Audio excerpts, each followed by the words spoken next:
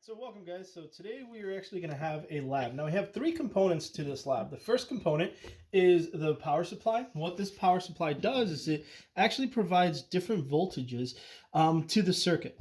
We also have a unknown resistor board. So this is your unknown resistors. You're going to try to determine which resistor is present, and I will let you guys know the resistance of the resistor you're looking for in the description on the worksheet on Google Docs. The other thing we have in this lab is our multimeter. So this multimeter is what allows us to read current. So the way it reads current is actually, this has to become part of the circuit. So if we look at where the electrons start, they start in the power supply, they leave the power supply and they start traveling like you saw in the simulation. They start traveling, they go through the first resistor, and then they travel into the actual multimeter. This will then essentially read how many electrons are traveling per second, and then it goes back to the battery to finish the actual circuit. So we're going to do a little bit of test. I am going to run through some data points. I want you guys to go ahead and collect it, write it down either in your notebook or on a Google Docs in a table, and then you'll create whatever analysis you want to do in order for you to find the unknown resistor. So let's go ahead and get started. Right now this is hooked up to A. I'm going to turn on the power supply. I'm going to provide 1.5 volts. On A, at 1.5 volts, we have 0.45 milliamps. Again, that's milliamps, not amps. All right, so let's go to the next point. At the next point, this is 2.2 volts. So 2.2 volts, it produced 0.65 milliamps. At 3 volts, okay, 3 volts, this circuit had 0.9 milliamps. 4.5 volts, you're looking at 1.35 milliamps. 5 volts, you're looking at 1.5 milliamps. 6 volts, you're looking at 1.8 milliamps.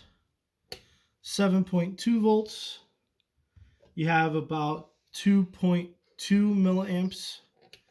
9 volts, you have 2.7 milliamps. 10 volts, you have 3.0 milliamps. 12 volts, you have 3.5 milliamps. 13.8 volts, okay, you have 4.1, and last one, 15 volts, you have 4.45 milliamps. All right, we're gonna go to resistor B. So that was resistor A. The next one is resistor B.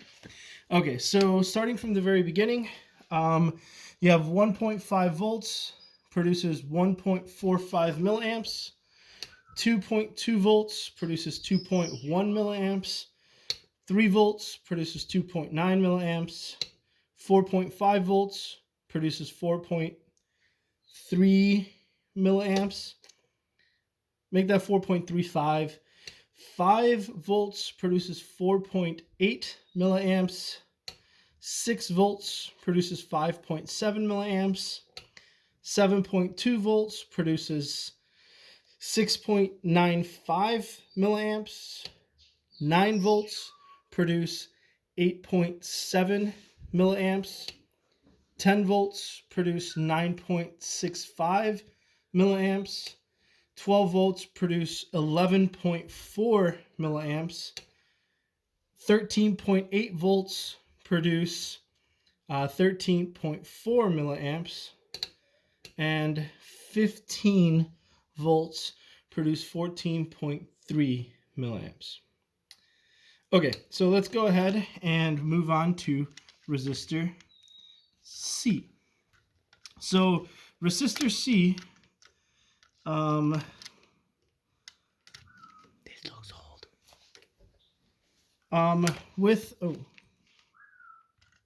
Sorry, I'm gonna do this. Okay, so at 1.5 volts, resistor C has 6.1 milliamps, 2.2 volts, 8.8 milliamps, 3 volts, 12.1 milliamps, 4.5 volts, 17.9 milliamps, 5 volts, you have 20 milliamps, 6 volts, you have 23.7 milliamps, 7.2 volts is 28.8 milliamps, 9 volts is 36.1 milliamps, 10 volts, you'd have 13.9 milliamps, 12 volts, you have 46.95 milliamps, 13.8 volts, you have 55.5 milliamps, and then 15 volts produced 59.45 milliamps. Okay, let's move on to resistor D. So resistor D has at 1.5 volts, we have 14.3 milliamps. At 2.2 volts, you have 20.8 milliamps. At 3 volts, you have 28.5 milliamps. 4.5, you have 42.15 milliamps. 5 volts, you have 47.25. 6 volts, you have 55.8. 7.2 volts, you have 67.6 milliamps. 9 volts, you have 83 84, 83, it fluctuates. So let's say 84.35 milliamps.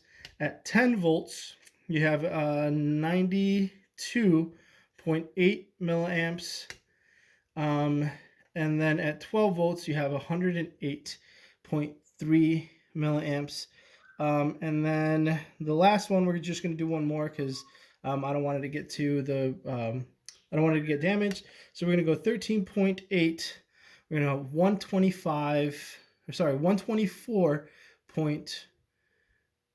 123.6 milliamps. Okay, so let's go ahead and last one. Let's do E. All right, so at E, I'm only going to go up to 10 volts, and then we're going to stop it from there. So we'll start at 1.5, and 1.5 volts, you get 43 milliamps. 2.2 volts, you have 62.2 milliamps. 3 volts, you have 85.7 milliamps. 4.5 volts, you have 126.1 milliamps. And I'm only going to go one more, or two more. 5 volts, you have 140.35 milliamps. 6 volts, you have 164.2 milliamps. And I think we could do one more. Okay, that's close. So 7.2 volts, you have 196.3 milliamps. And the reason why we're stopping, I'm going to go ahead and turn this off. So this is one thing that you can actually damage the multimeter if you continue. Notice it's rated for 200 milliamps. So if I were to go further, the fuse within the multimeter would actually blow. So you have enough information now to go ahead and start analyzing which one of these unknown resistors is the one that you're looking for. Again, the value for the resistance will be posted on the Google Doc on Google Classroom. All right, thank you guys, and have a great rest of your day.